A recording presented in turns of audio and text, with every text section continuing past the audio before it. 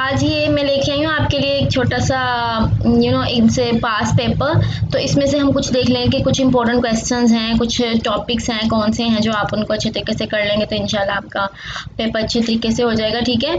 और मैं आपको हमेशा कहती हूँ कि आप जो हैं वो ये मत सोचा करें कि हमने सिलेक्टिव स्टडी करनी है या जो इंपॉर्टेंट टॉपिक्स हैं बस वो कर लेने। इंपॉर्टेंट टॉपिक्स या गेसेस जो हैं वो आपको सिर्फ इसलिए दिए जाते हैं ताकि आप बस देख सकें कि ये इंपॉर्टेंट क्वेश्चंस हैं, इनकी ज़्यादा वैल्यू है, तो इसको बहुत अच्छे तरीके से कर लेना है। जो बाकी हैं उनको करना है इस हद तक कि अगर वो आ जाएं तो वो आप कर ज़रूर सकें। ये ना हो कि उनके सामने जो है जब वो वाले क्वेश्चंस आएँ आप उनको देख के बिल्कुल ब्लैंक हो जाएं, तो फिर इससे बहुत ज़्यादा नुकसान भी हो सकता है। ठीक है। सो वीडियो स्टार्ट करने से पहले आपसे रिक्वेस्ट है कि चैनल को सब्सक्राइब कर दें, वीडियो को लाइक कर दें, शेयर ज़रूर किया करें। ठीक है। और इंस्टा पे भी फॉलो कर दें। तो अब क्या है कि आपने देख लेने हैं कुछ क्वेश्चंस यहाँ पे क्या है। क्या करेंगे, सबसे पहले हमारे पास ये पेपर बी है जिस पे आज डिस्कशन होगी। तो it's right A note on the functions of the plasma membrane and specially structure. अब देखें एंड एक्सप्लेन स्ट्रक्चर, ये इतना इंपॉर्टेंट क्वेश्चन है। ये सिर्फ 2005 का इंपॉर्टेंट क्वेश्चन नहीं है, ये 2006, 7, 8 जब भी मतलब बहुत ही ज़्यादा इंपॉर्टेंट क्वेश्चन है। और आई थिंक कि जब हमारा पेपर भी हुआ था तो ये क्वेश्चन आया था। ठीक है। तो ये बहुत ही ज़्यादा इंपॉर्टेंट और बहुत ईजी और सिंपल सा क्वेश्चन है। ठीक है। और थोड़ा सा इसमें एक्सप्लेनेशन जो है वो आपने ज़रा देनी है ज़्यादा, तो एक्सप्लेनेशन देंगे तो आपका जो है वो इंशाल्लाह बहुत आसानी से हो जाएगा। अगर आप अच्छी सी एक्सप्लेनेशन देंगे, बहुत प्यारी सी डायग्राम जो है वो बनाएंगे तो फिर बहुत ज़बरदस्त आपका क्वेश्चन अटेम्प्ट हो जाएगा और जो आपके हैं मार्क्स हैं वो इंशाल्लाह फुल ही होंगे। ठीक है। उसके बाद फिर आपका क्वेश्चन नंबर 2 है which is describe the help of a suitable example the concepts of the deficiency, duplication, inversion, translocation, chromosomal structure. बहुत इजी क्वेश्चन है, बहुत ज़्यादा इजी क्वेश्चन है। आपने क्या करना है कि अपनी इनकी डेफिनेशंस बतानी है, deficiency, deletion, duplication, inversion, translocation, इन सब की जब डेफिनेशन बताएंगे साथ में आपने क्रोमोसोमल स्ट्रक्चर ड्रॉ करके अच्छी सी डायग्राम्स देके वो आपने ड्रॉ करना है और उसके साथ आपने एग्जांपल्स देनी है। लाइक अगर कुछ डेफिशिएंसी है तो आपके पास कुछ डिसीजेस के एग्जांपल जिसमें अगर डेफिशिएंसी है तो ये प्रॉब्लम होती है। ठीक है। डुप्लीकेशन जैसे मोनोसोमी, ट्राइसोमी, डायसोमी है। ठीक है। जो ये है ना इनमें आपने वो एग्जांपल देने कि कौन कौन सी डिसीजेज हैं जिसमें अगर ये केस हो जाता है, क्रोमोसोम के स्ट्रक्चर में कोई प्रॉब्लम आती है, चाहे डिलीजन होती है, इन्वर्जन होती है। ठीक है। तो उसमें किस तरह की डिसीजेज है तो वो आपने अंदर एग्जांपल साथ में जरूर देनी है। उसके बाद है right A detailed comparative note on the structures of the DNA and RNA. ये क्वेश्चन मुश्किल है, मुझे बताएं जरा। डीएनए और आरएनए का एक कंपैरेटिव सा स्ट्रक्चर जो है आपने ड्रॉ करना है। 10 मार्क्स है, 5 मार्क्स डीएनए पे, 5 मार्क्स आरएनए पे आपको करेंगे डिवाइड। अच्छा सा डीएनए का स्ट्रक्चर ड्रॉ करेंगे, उसकी पूरी एक्सप्लेनेशन देंगे। डबल हेलिक्स है, कितना डिस्टेंस है बेसिस में 0.34 है, उसमें जो है स्मॉल ग्रोव है, लार्ज ग्रोव है। ठीक है। हेलिकल स्ट्रक्चर किस तरह से अरेंज है, एडेनिन और साइटोसिन में, एडेनिन और थायमीन में डबल बॉन्ड्स हैं, साइटोसिन और गुआनिन में ट्रिपल हाइड्रोजन बॉन्ड्स हैं। कौन से बॉन्ड हैं, उनकी किस तरह की इंटरेक्शंस होती हैं। ठीक है। वो सारा स्ट्रक्चर जो है आपने ड्रॉ भी करना है और साथ में उसकी डिटेल वो ही आपने राइट कर देनी है। इसी तरह आरएनए है, सिंगल स्ट्रैंडेड है, उसमें कौन सी बेसिस है, राइबो बेस है, उसमें डीऑक्सी राइबोज आपके पास है। ठीक है। नाइट्रोजनस बेसिस कौन कौन सी है, उसमें यूरेसिल है, नाइट्रोजनस बेसिस जो एक्सेप्शन है। डीएनए में आपके पास थायमीन है।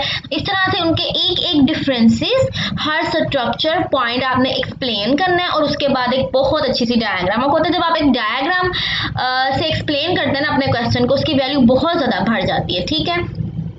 उसके बाद नेक्स्ट आपके पास क्या है, explain how plant breeding has help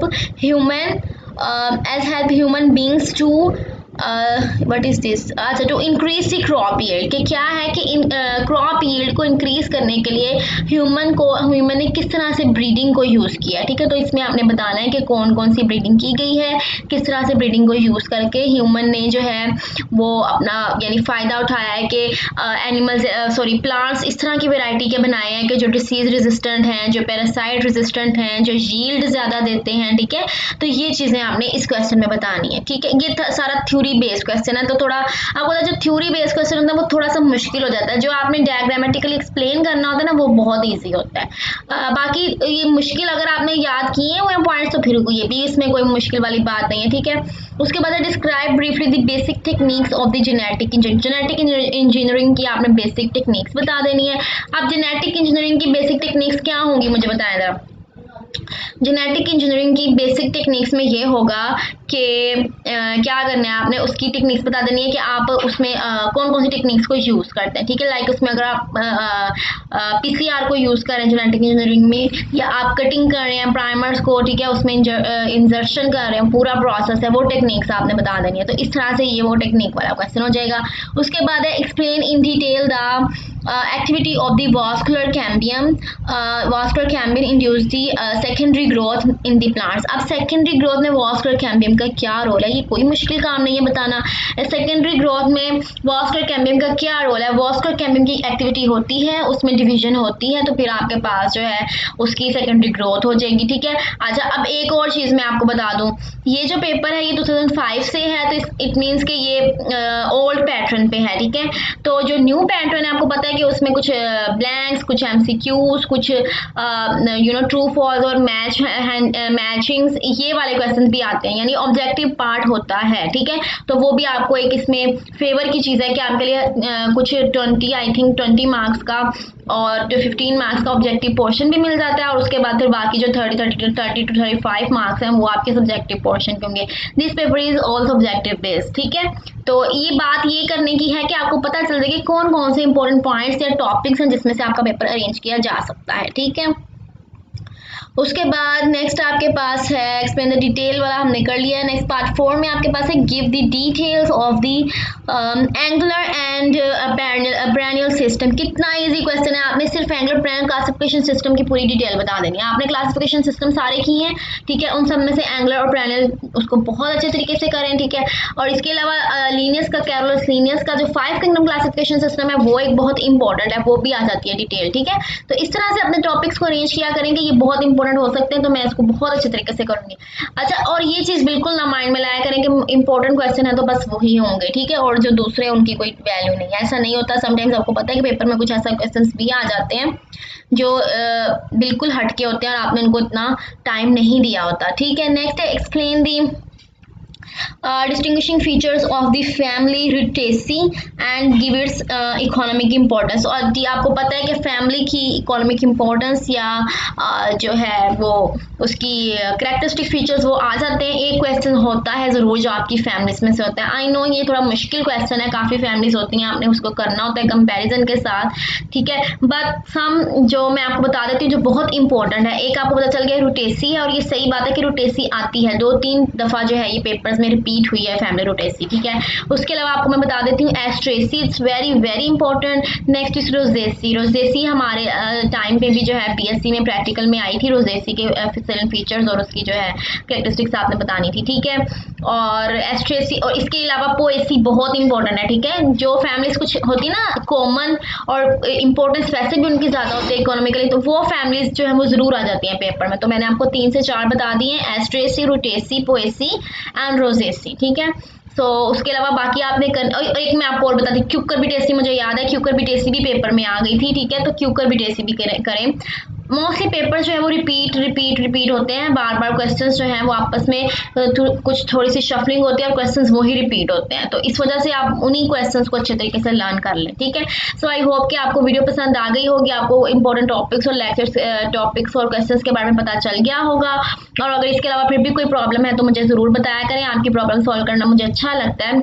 मैं उसको बहुत उसके साथ जो है मोटिवेशन के साथ और अपनी सिंसियरिटी के साथ, ऑनेस्टी के साथ उसको करने की कोशिश करती हूँ ताकि आपके लिए इजी हो जाए। हम लोग भी इस टाइम पीरियड से गुजर चुके हैं, हमें पता है कि किस तरह से जो है वो मुश्किल लग रहा होता है हर चीज़ और सब कुछ। आपको मैं बताऊँ अपने बारे में, थोड़ा सा वीडियो लंबी हो जाएगी।